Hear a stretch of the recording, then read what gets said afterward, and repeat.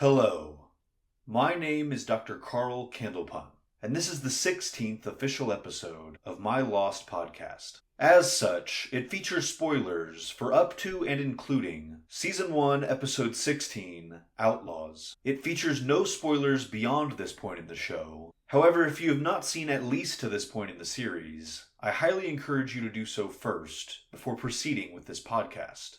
But without further ado, let's begin.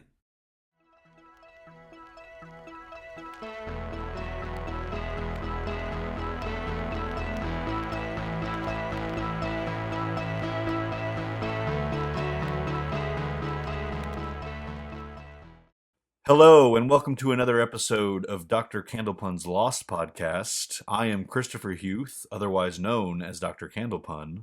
And I am Mike Huth, also known as Dental Hygienist Flickerson. And today we are here to talk about Season 1, Episode 16 of Lost, titled Outlaws. Yes or no, did you like this episode? Love this episode. Okay, awesome. Because it has come to my attention that not a lot of people do on their first time through. I know when I was younger, I don't think I disliked the episode, but I don't think I had a particularly high opinion of it. And as I've gotten older, this one has like risen in the ranks of like my favorite episodes for a lot of reasons that we'll talk about. But I want to start with because it's actually been a while since you and I have talked about Sawyer. Last time we talked about him, like, you still were not a fan, and that was maybe in his last flashback episode. Now he's had another one, and I'm wondering if your opinion has changed at all. No, I mean, again, there's more of a why that Sawyer is Sawyer. But again, terrible thing that happened as far as him getting tricked into believing this was the guy he was hunting for. But I still stand on the grounds that if you're willing to kill that dude, why are you wasting so much, time worrying about getting tricked into killing some other dude? I mean, it's wrong. That dude really pulled one over on him, but again, at some point, get over it. You crash land on an island, survived, and I get it at your backstory, but well, so to be fair, what I thought might have softened you on him, maybe aside from the end where he decides not to shoot the boar, like, to me that's a sign of progress a little bit for Sawyer. But the opening scene where you actually see what he experienced when I literally already forgotten about that. thinking about the shooting thing, when that scene started and his mom was putting him under the bed, I pretty much knew what was about to happen. I'm like, okay, his mom gets killed. And then he's there and the footsteps are coming towards the door. And I thought for a brief second, like, oh, now this dude's gonna come in there looking for him. But then I'm like, well, no, he clearly didn't find. And then it kind of hit me. I'm like, oh, wait a second. I kind of knew it was going to happen slightly before it happened. Did you know that it was Sawyer right away? I want to say that I did, which might be a bit of a cheat, obviously, but well, no. So here's the thing, and it's funny because in our group screening of this next week, I think I'm gonna skip past the recap before they come in and watch the episode, because in the previously on section, which I'm guessing whatever you're watching it on shows that, right? Yeah. So it shows like a recap of Jack's dad getting outed by him and getting fired, and then it goes into Sawyer's. It recaps the letter, and he's talking about what happened to his parents, and so I think going straight in from that recap to this little blonde kid, you kind of are already primed to be like, oh, this is Sawyer, and this must be when his parents died, and then once the mom's dead, you kind of know. Whereas I think if you go in without that recap, you don't really know who it is at first, and then maybe you would figure it out before he wakes up. But even if you didn't, like, I think it adds a bit more tension to the scene, not knowing exactly what you're seeing. Yeah, true. But I mean, he told that backstory in his last episode, but seeing it and I don't know, did that, at least in that moment, earn him some sympathy from you? Well, yeah, I mean, in that moment. Obviously, again, my growing up, I saw some pretty bad things. Not that bad. In my profession, sure. But yeah, so yeah, definitely, any kid going through that, you can, you're changed from that moment on. Like for most adults, you would be. With a fully developed frontal lobe as an adult, you can have a lot more coping mechanisms, stand a better chance of, I hate to say getting over it, because I don't think you ever get over some of those things, but dealing with them and functionally at a high level. With a kid, that can be life altering forever. And so, like I say, it definitely explains Sawyer's why. Yeah. Okay, so he wakes up from that dream and discovers this boar. I guess before I get into specifics, I'm just wondering, like, what was your thoughts or feelings or both on that whole element of this episode story? I'd say immediately I didn't think much of it. They talked about it later, but I didn't recall at the moment that boars had kind of become scarce, if you will. Well, according to Boone, who was saying that to Hurley to get him off his back because they were looking at the hatch. True. And he's like, why aren't you coming back with any boar? Oh, and then Locke also told Jack, that's right. I think they've migrated beyond the valley. So what I'm saying is that may or may not be true, which I think that's why it's interesting when Sawyer says, well, maybe you got some bad info. When he says to Sawyer. So that kind of hit me, but I don't guess I thought much of it. Of course, anytime anything happens to them and somebody starts running off into the woods, I'm like, okay, something supernatural or weird's about to happen, and I didn't get that right away. But I feel like as the episode went on and this boar had a reoccurring role, it felt more and more, little destiny, little island toying with him type stuff going on. So yeah, it's not as overtly. I'm trying to look for another word besides supernatural, because what I'm gonna say is it's not as overt as Jack seeing his dad right and chasing him through the jungle. But what's after Locke tells his story and Sawyer kind of starts to have his interpretation of what's going on with the boar, it is a very similar situation to that. And where with Jack, we still don't really know 100% if he was just dehydrated and sleep deprived. Was he just seeing something? And with Sawyer, because it could actually just be a boar. That's still a bit ambiguous too.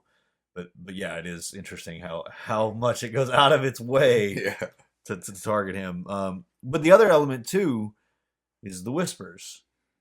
And like, did you understand? There's one line of dialogue that can be clearly heard. Were you understanding that each time? Yeah, like it'll come back around. Yeah. It took me, I wouldn't say I got it maybe the first time I heard it, but because there always seems to be like some nonsensical whispering, and then you're supposed to settle in on what's being said. And so, yeah, I caught it. Meant nothing to me till later in the episode, of course. But I don't know if it's appropriate for me to talk about John Locke's story. Yeah. Because let me tell you something. That's classic John Locke. And what I loved about that story is, man, there are a ton of people who have stories like that about animals or even strangers and say, well, it was an angel and whatnot. Now, my belief is in some cases, earthly angels, it is something, spiritual that happened. But it was so Lockish to just sell that thing like, hey, this is my sister came back and healed my mom, and then when Kate asked the question, she's like, well, that'd be silly. Yeah. And it's like, I think it's like it is a great snapshot of just kind of how people feel in general. There are people who are completely bought in, like, well, of course that dog was your sister, to people like, wow, anything's possible. I've got faith. To like, are you absolutely insane? It's just it's a lost dog and you stole it from somebody essentially. So I just, man, that is just such brilliance in the writing on that. I loved it. I absolutely love this episode, and it's because in just these 43 minutes, like there's so many brilliantly written scenes and acted scenes, and yeah, like that's one of them right in the middle of the episode. Just like he comes out, that's the one scene he's in the episode. He comes out, he tells the story, and it's so relevant to Sawyer's situation, and you get to watch how Sawyer interprets it, and they don't need to spell it out. Like oh, this is what I think's going on, and by that point, you don't even know that he killed the wrong guy yet. Right. You don't know for like the night before he admits in the I Never Game that he's killed a man. Yep. So you can kind of infer that, okay, he must go through with it in these flashbacks. It's just so good. And then the I never scene. Yeah, so on the I never think, like, again, I'm always skeptical of Sawyer. But it's like, so he decides to play this game. It's like, oh, of course he wants to get Kate, intoxicated. Of course he's hoping she'll make some bad decisions. And but once again, brilliantly written because of the characters, the insinuation with the kiss that was too long, even though it was for a deal that didn't happen, and there's just this almost romantic tension, even though I think everyone's with me when I say I don't want that to be the case, but it's kind of there. Not everybody is with you. Oh, right. A lot of people, even by this point, there's a reason I have very few friends. But either way, and I get it. I mean, I do. I get it. But it was so him and Kate, because it starts off.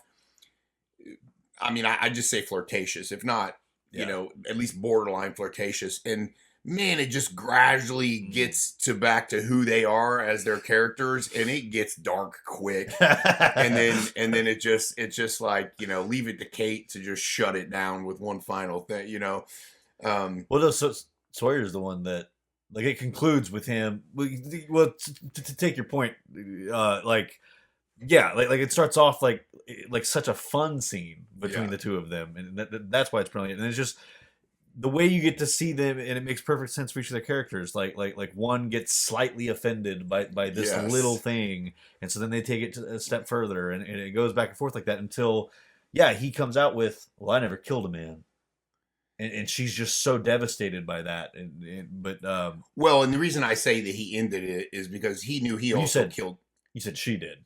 Oh, sorry. Yeah. Yes, that's right. Gotcha. Yeah, and that was it's probably unimportant, but I think the premise of the game was it ends when you both have to drink because you say something, or maybe that was just the sweet spot. We played it. We played it in high school without alcohol, and it was like you do fingers, but I think it's supposed to end when you're out of. I don't know. I've never played it out of alcohol, out of fingers.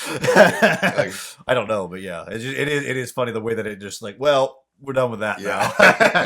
Now I'm just gonna drink myself to sleep. Yeah, had a bad dream. I mean, it's just so perfectly acted the way that you can just see it. Like they just start trying to jab each other, and then for it to culminate in that way, it kind of goes into what I was talking about last week, where and what I was saying last week was obviously informed by me knowing that this scene was coming, but like I've been saying that I think that Sawyer's been suspecting. He's been coming to suspect that Kate's the fugitive. Yeah. And to me, that moment when he would have no reason to randomly throw that out there if he didn't already kind of suspect that like that was what her deal was. And so to confront her with that, and for her to like, I feel like the guilt that she has or the feelings that she has over that, like, compel her to be honest and to take the drink in recognition of that thing that she's done, even though in that moment and it's also acknowledging like, okay, he knows, and like there's no more hiding it from him, and then for him to do the same, like it was like, okay, well,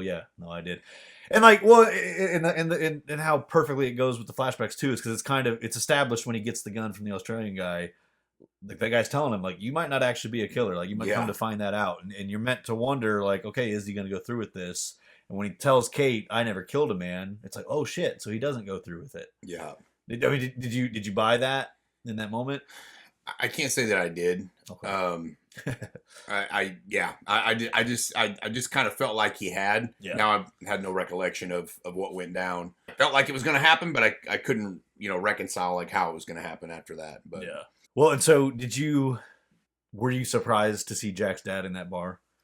So much that at first I'm trying to figure out who it is. I'm sitting there thinking to myself, like, well, wait a second, is that the same dude who, was in his past that he was working for in the past, not the one who set him up, but was it like the main boss, or there was just things going through my mind I could not figure it out, and it probably still took me longer than the average person to realize that was Jack's dad. But again, another unbelievable scene, even though it took me a minute to catch up. Unbelievable scene. Just the whole, just the way everything intertwined. And I'll tell you, when he made the statement, it's why the Sox will never win the series. Mm-hmm. When he made that statement, Again, no true recollection, but I'm just like, well, that's got to mean something, I mean, that's like one of his catchphrases. It'd be like if my kid said, "Oh, my dad always says this." It just sometimes it becomes such a piece of who you are as a person, and people are so used to it that you get to a point where you loosely use it when it might not even have context. Yeah. And so I love that, and then I won't jump forward, but how it comes to light is just, I'm just like, that scene couldn't have went on long enough for me. No, I love what he's saying. Like, I mean, it is a reveal to us, the audience, that like he had no ill will towards Jack over that. And I like that whole, is like, I could just make this phone call and kind of resolve this, but I'm just too weak. And to know that he died. Well, so also at the beginning of that scene, when he's asking Sawyer, he's like, "I don't mean to hold my hand out." He's like, "But I seem to misplace my wallet." I don't know if you remember back to Jack's first flashback episode, but when he's looking for his dad and he's in the hotel room, he finds his dad's wallet in the hotel room, and he's like, "Who leaves a wallet?" Oh, I did not remember that. So that's a little clue before you even see his face as to who it is. That's awesome. Well, and so knowing that he left his wallet at that hotel room and knowing that he dies without the wallet, you can piece together that he probably died shortly after that conversation. And the tragedy of that, to him saying that he's too weak to do this and knowing that he's never gonna do it, and Jack's just gonna. Well, I mean, that's the thing, right? Is by the end of the episode, Sawyer has the opportunity to give Jack that message. Like Sawyer now knows how his dad actually felt, and he's given that opportunity to share that with him, and he doesn't. That just wouldn't be Sawyer. Well, and so that's what's cool about the episode, is because we talked in his previous flashback episode about how, there was kind of a pattern forming in the episodes leading up to that, where whoever's episode it was, you'd find out what their demons were. And like whatever island storyline was being presented was kind of giving them an opportunity to overcome those demons in some way. Sawyer's episode, he didn't really do that. Like he, Kate starts to feel sorry for him when she understands what happened, and he pushes her away, and he's almost burning the letter, but then he doesn't. So he doesn't really overcome anything in his first episode. In this one, he kind of does by not shooting the boar. Like he makes the decision he should have made in Australia. He makes on the island. He wants revenge against this boar for what it's doing, and he lets go of that need for revenge. But by not killing it, like, that's progress for Sawyer. But then at the end of the episode, he has this opportunity to do something for Jack, and he doesn't. So it's like, a baby step. But he's still Sawyer, kind of like you said. Were you mad at Sawyer for not? It's so close to the end, that I was just like, well, maybe it'll come up later. But again, I mean, it's an opportunity. Like, if I'm Sawyer and I have that revelation, I mean, I don't know if we've talked about it on here before or not, but when you talk about the whole idea of 7 degrees of separation, or maybe it doesn't fit neatly into 7 degrees of separation, but just the times in my life where I've met somebody and only to find out that we cross paths. We don't remember it. It's not the picture at Disneyland with your husband in the background type thing, but legitimately, and I'll just say my current main boss, like, worked at the Christian summer camp where I got baptized in the lake, and like, him and his now wife were dating and in college same time. Now, were they working that particular summer at that? I mean, they were working that particular summer. Were they around when that happened? Who knows? But just the idea that we were literally in the same zip code, most likely at that time, and I wouldn't know his name or know that about him for 40 plus years. Like, that's it's crazy, that kind of stuff. So I don't know if I even finished my thought going on that, but I guess my point is, it would have been hard for me not to bring it up, not to tell Jack, like, right, what are the chances that, like, essentially your dad, who, by the way, forgives you and thinks you're awesome, talked me into murdering the wrong guy. Like, well, and that's I'm glad you said that, because that's the other thing I want to talk about that scene is obviously Christian doesn't know that he did that. Sure. Like, he thinks he's giving him good advice, right? But I do wonder if that factored into why Sawyer doesn't tell him, because I don't know if in that moment Sawyer's able to figure out a way to tell that story without Without revealing telling his part. Yeah. Exactly. Yeah.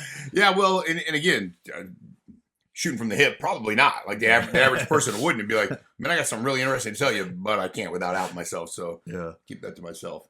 Because I feel like there's a question that's eluding me that I want to ask about the way Sawyer takes his advice. Because yeah, I mean, up until that point, it seems like he's probably not going to go through with it. Like he couldn't do it in the moment.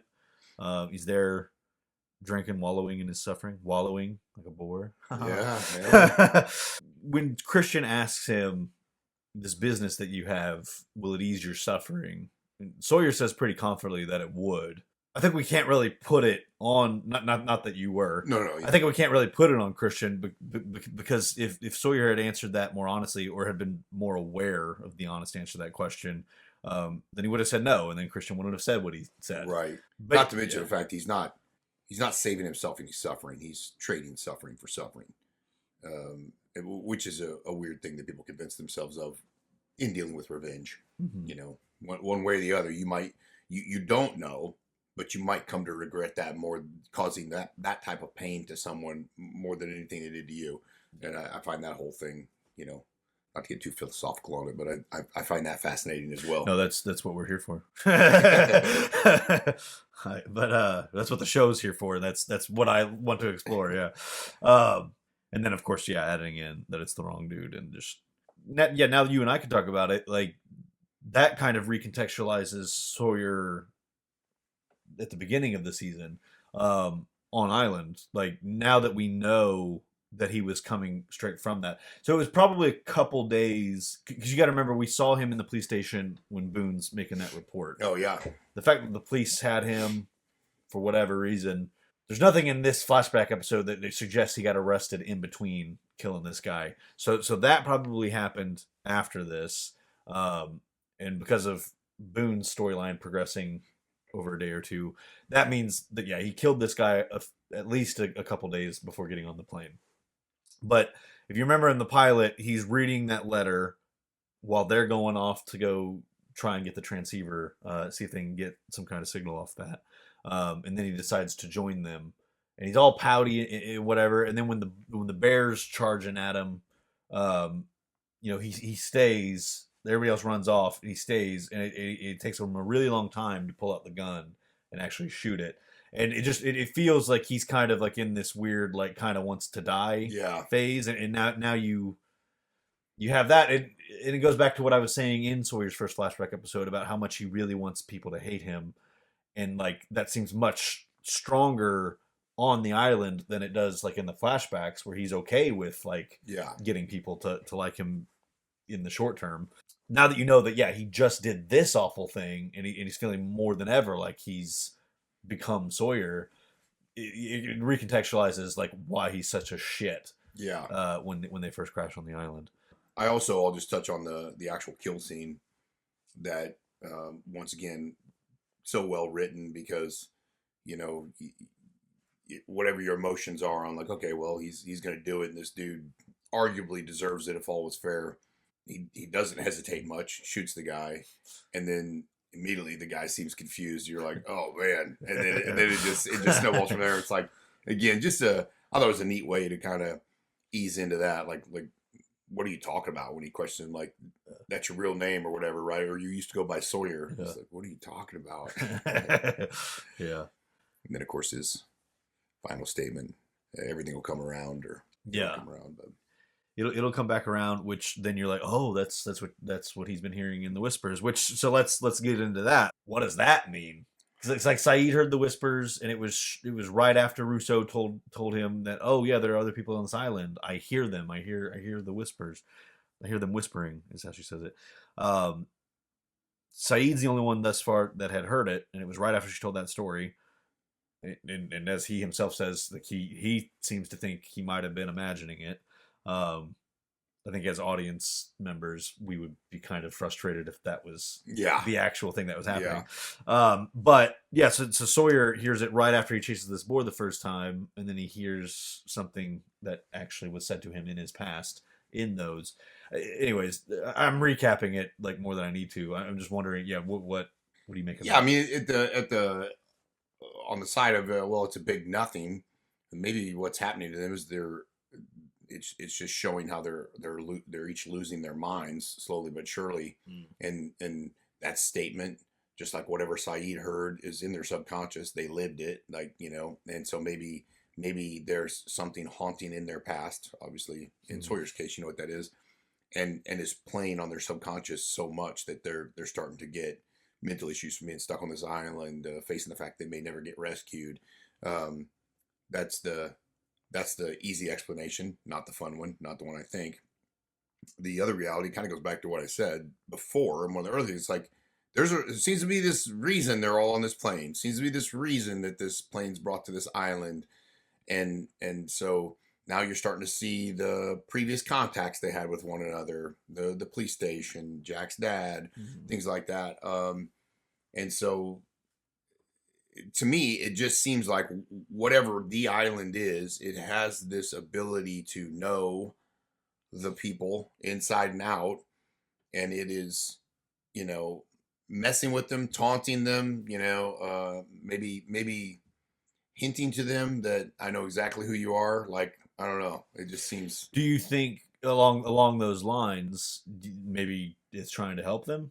I mean, maybe if the theory is that they're brought to this island, like to heal, and they were all destined to be on this plane, and brought them there, and the idea is for them to heal.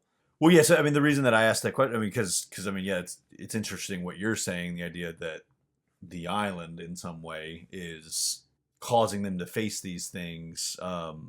I have heard this theorized by this point in the show by other people, and normally I feel like they are thinking more along the lines of like, oh yeah, it's trying to heal them. Like, it's kind of like what I was saying about earlier episodes of the season. You're finding out about the demons that they have, and then, oh wow, look at that. Like, oh, Charlie's in a situation where there's a cave in, and he overcomes his demons by being the one to save Jack in that situation. I feel like a lot of people that start to think of like, okay, yeah, there's some kind of mystical force confronting them with their past. The fact that a lot of characters seem to be overcoming things, maybe that's what the island's going for. I find it really interesting that you have this other interpretation. And the reason I find it very interesting is because there's as much evidence for that as there is for the other one. Because yes, it's not every time they're overcoming their stuff. And Who's clearly the island doesn't care about him. Well, it's who like, if there is a mystical force behind these things, who's to say that it wants them when they are overcoming these things? Who's to say that is what it wants? Right. So yeah, it's interesting that you have that view of it. So those are the two things you're coming up with for the whispers, and why he's hearing that. It's subconscious, like him maybe going crazy on some level. Yeah, it could be. Okay.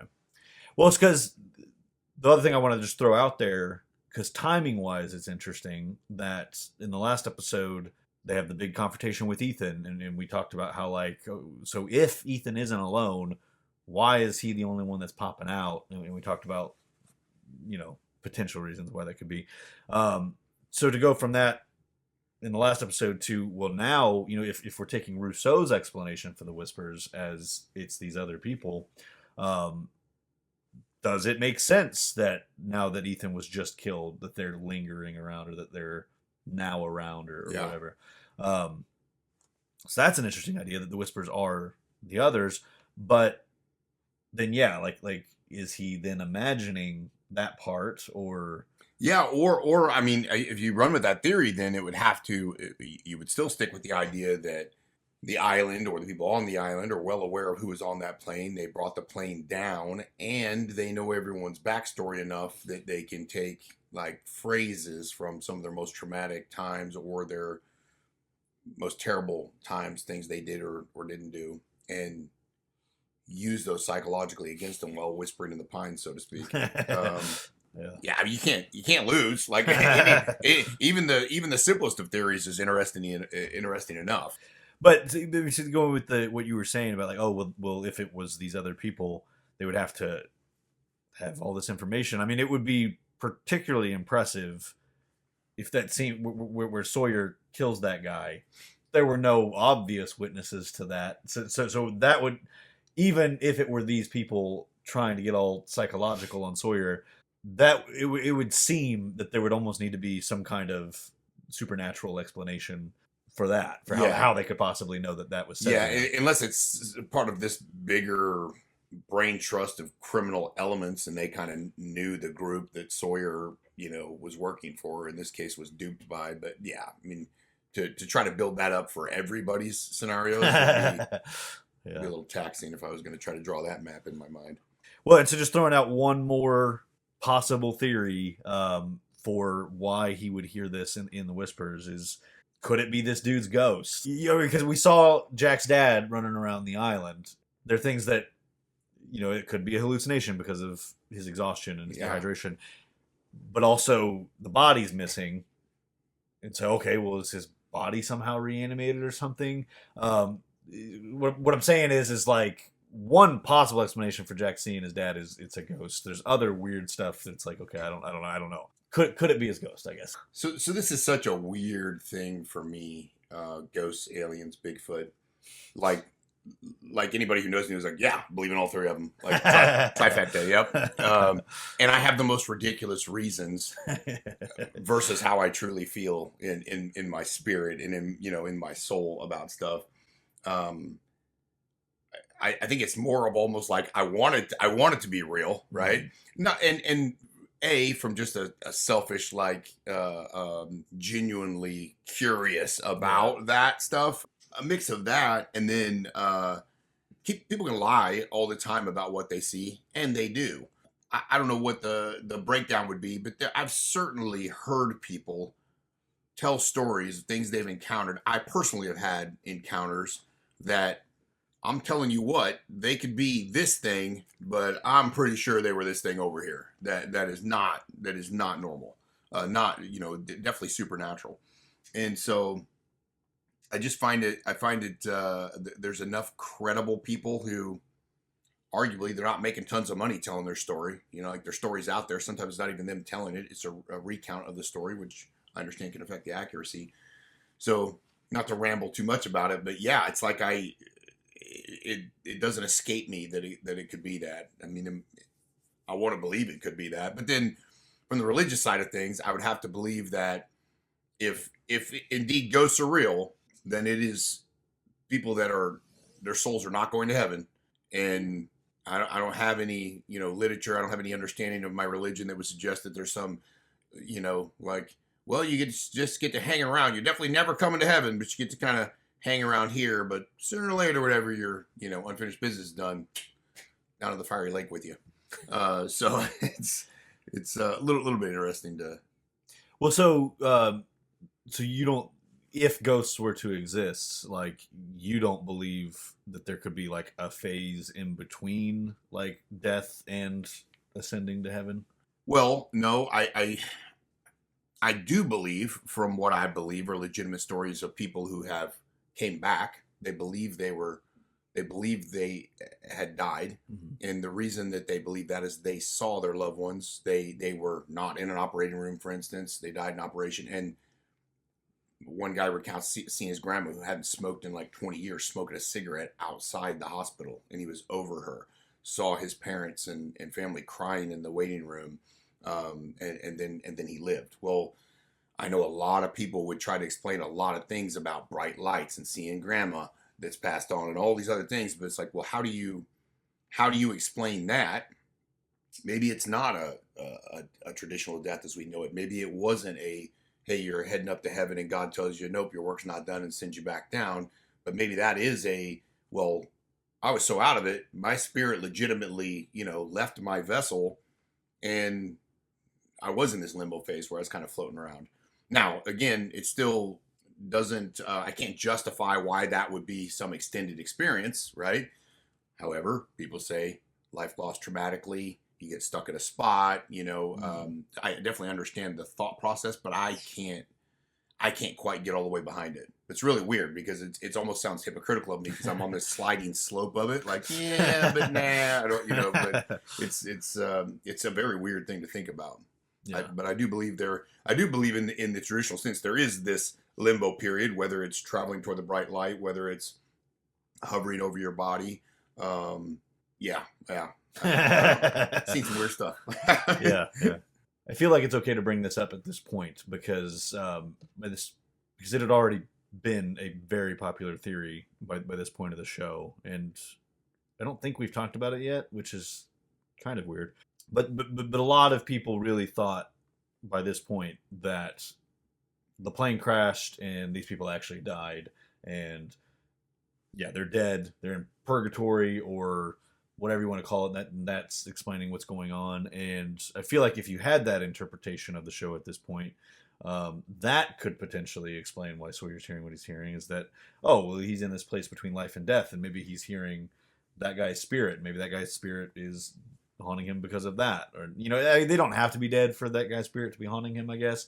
But I mean, if we just start saying that, like, oh, well, ghosts just happen to be haunting people on this island as well, yeah. It's a bit much, I feel like. But anyways, so I mean, any thoughts on that idea? I mean, it could be, but then my logical mind kicks in, which that's not necessarily a logical thought, but it's not an illogical thought. It's like, you believe things, but it's like, well then I understand maybe they don't know they're ghosts, but they would know what hunger feels like, and I would assume if you're dead, you couldn't actually feel hunger, and then the injuries that they seemingly sustain, from these other animated objects like boars and I don't know. It's just hard to wrap my mind around. And what's weird is, I'm sure maybe even I'm sure somebody can be like, wow, well, it would make sense. Like, I get it. My mind just doesn't.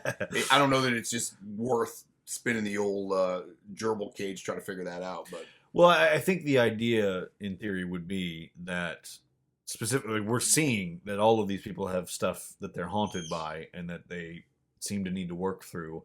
And maybe, again, according to that theory, they're dead, and before they can ascend to the next level of spiritual existence, whatever you want to label it as, they need to sort that stuff out. They need to heal their souls before they can transcend. Again, specifically from where we're at in the show, I don't know that I would have loved if that's what was eventually revealed, but it does make sense to me, like how people would get there, and even to some extent what the appeal of that idea would be.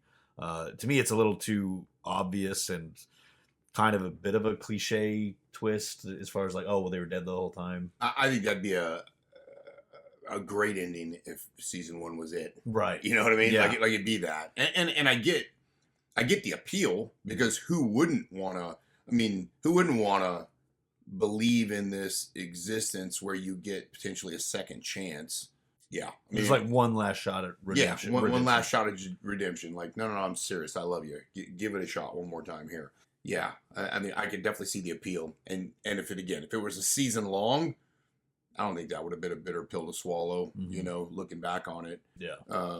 If that were the deal and I had to wait all these seasons to find that out, I'd feel like I was cheating out an awful lot of my life after going through all that. If that were just the answer were that simple. Yeah. I agree with what you're saying. Like especially because if that were the ending, and so many people already kind of thought that was the case in season 1, to string out that reveal for 6 years and then be like, oh, here you go. It's just like, you're okay. right 4 episodes in. Yeah, that would be very unsatisfying, and obviously you don't remember what happens beyond where we're at. Not really, I don't think. But I think it would be safe to assume that the amount of things that are going to happen to these people that are around for the full 6 seasons, it would be hard to justify, like, oh, they had to go through all of these very specific situations, like Claire getting abducted, for example. Like, how do you fit that into the purgatory explanation? I got one better for you because it just hit me. What must have whoever's in charge of purgatory seen that the turbine guy had to go so quick? This guy barely made it to purgatory. Like, nah, not liking it. Sucking through the engine. Yeah. Yeah. Well, because That's funny now that we talk about all this stuff. Yeah, it'd be pretty weird to justify why you'd have to go through that. yeah. I think an element of that theory is that like the people that die on the island, if it were purgatory, it's like, okay, well now they're ready to move on, or they failed completely or something. Yeah. So like you got like the Scott guy that died in the last episode, and like we didn't really spend any time with him, so we don't really know what he had happened. But yeah, the idea I guess would be that like he worked through what he needed to work through. Yeah. But yeah, I mean, but when you factor, okay, well, so then what is Ethan? In what did he want with Claire, and like how does the baby factor into this? Yeah, I mean, unless there's demons in purgatory or something, right? There's that. Maybe if purgatory were real and that's what you believe in, for Christian people, you believe there are demons and angels. There's a constant battle you can't see going on here on Earth. So maybe it's the same in this purgatory. If purgatory were real, where yes, while you're getting your second chance, these forces are still fighting for your soul, so to speak. Mm-hmm. And then I guess it'd make a little bit of sense, like who Ethan might be and who the voices might be. Yeah. Man, that's a whole other thing I know I never thought about when we were going through it. So that's kind of fun to think about right there. Yeah. Probably wrong, but part of me doesn't want to like tell you, oh, this definitely isn't a thing. But I mean, just what I will say is, based on what we've already said here, that like, oh yeah, I would be disappointed if the show went on 6 years and then that were the answer, or that were something that was revealed. The fact that that I love the show as much as I do, that probably suggests that that's not what's going on. Yeah. Or at the very least, if it were the deal, like they must have done something that really won me over to it. Well, and I think we could all say the way that this is written up to this point, if that were the deal, these guys would have had to have been, I don't know, like sleeping in beds of money and being like, well, have your cousin Earl do the rest of them. He liked to write. I mean, it just wouldn't make any sense. Like, I just don't think it would. It just wouldn't jive with where they're at right now. Not that I recall. Maybe they get progressively crappier as it goes on, but I seriously doubt it. We've talked about many of the scenes that I think are really well written, and they're really like one small one that we haven't talked about is. I know where you're going. I think I do. What do you think? Because if it's not, maybe we can talk about. Well, I definitely have another one. If it's not, is it the Hurley scene helping Charlie bury Ethan?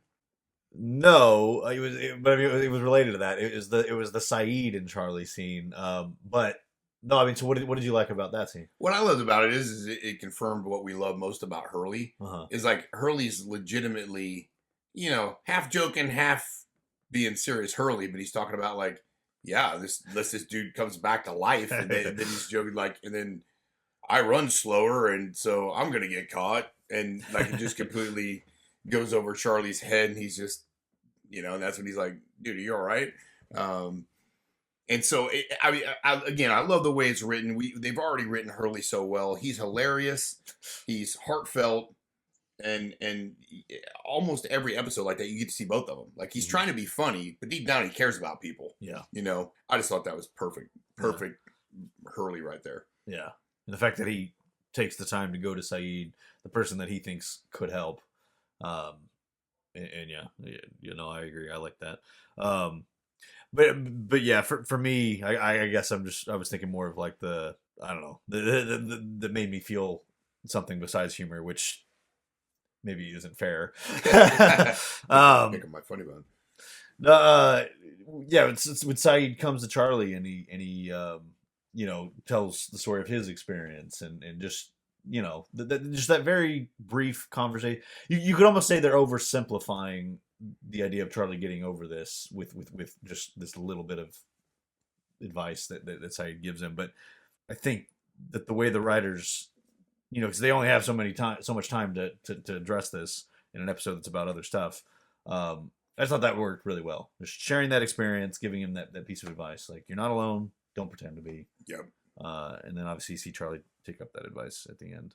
Yeah, I liked that, which kind of went full circle because he ends after talking to Saeed with going and essentially asking Claire, you want to take that walk, which I wasn't even going to talk about it because I'd kind of forgotten about it. But that when she first comes up to him and says, hey, I've been having, dreams, you're in them, you know, normal Charlie as we know him would get all excited about that, but he just kind of fluffs it off. And then she's like, well, they're more like memories. Mhm. And she, clearly wants to engage him, if not romantically again, like she's realizing that she had feelings for him, even if she didn't fully come out and say that before.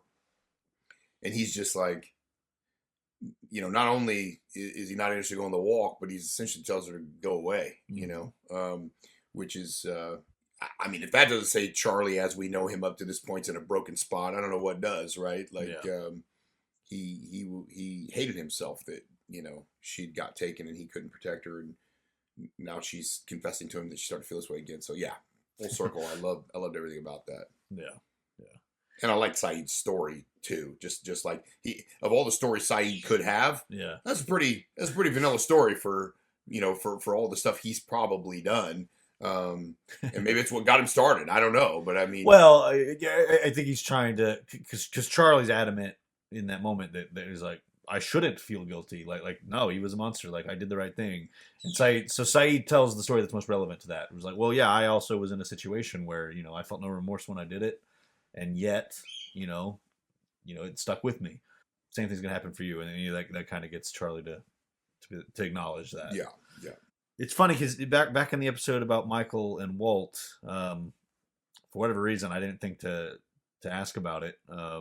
The raft in this episode, we get to see that they're making some fast progress on that thing. Did you see that? I, was paying zero attention to that, but I'm assuming that I would have or should have picked that up when he's playing with the dog. Walt's playing with the dog on the beach and playing fetch, maybe. Yeah, it's right there because Claire's watching him play the dog, and then she looks up like higher up the beach, and she sees Michael and just some other random guy working on the raft, and it's coming along. It's pretty so weird. Yeah, it's pretty advanced. I was gonna ask like where you thought that raft storyline might go, but it seems like you actually you have some vague memories that could be spoilery. So yeah, I may, and even if from an unspoilery part, if I'm thinking about it, it's like, I mean, if you're gonna get off the island and no one's coming to help you, like building a raft and taking it into your own hands is like 101. Of course, that could probably go wrong more ways than can ever go right. But at a very minimal point, whether it's to get a little bit deeper for larger fish, whether it's to get out there and circumnavigate the exterior of the island, see how big it is, see if there's maybe a better place you could be on the island that you necessarily can't access because of bluffs and everything else on your side of the island. There'd be a lot of good places building that raft could take you if you really were going to be stuck there for a while. Yeah, even if it wasn't home or to find help.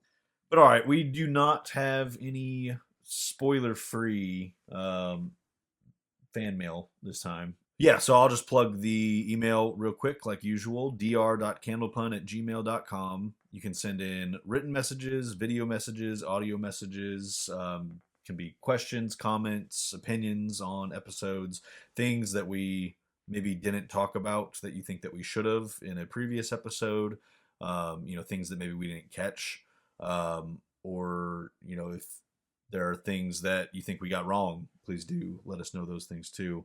Or if you are watching this on YouTube, you can also just leave a comment on this video, and that will also work. And yeah, we would love to continue hearing from you guys. We haven't gotten a bad email or comment yet. Like that's not an invitation. Yeah. But yeah, so we will be back next week for episode 17, titled In Translation. Hope to see you then. I would now like to give a special thank you to the currently active donors. These include candidate number 90, Ben Ward, candidate number 108, Jeffrey Winslow, candidate number 69, Brian Phillips, candidate number 32, Chuck Boyd, and candidate number 341, Hans. If you too would like to become a candidate, you can do so for as little as $1. One-time or recurring donations can be set up on ko-fi.com/Candlepun. or patreon.com/Candlepun. A donation of any amount will get you credited in this podcast and added to the candidate wall, which will be displayed in all video versions of the episodes of this podcast from that point forward, even once you're no longer donating. I would also like to take this opportunity to thank the multiple people that have donated equipment and resources that are used in the production of this podcast. These include Mary Mullins, Brandon Huth, Charles Huth, William McMahon, and Charlene McMahon. Until next time, namaste and good luck.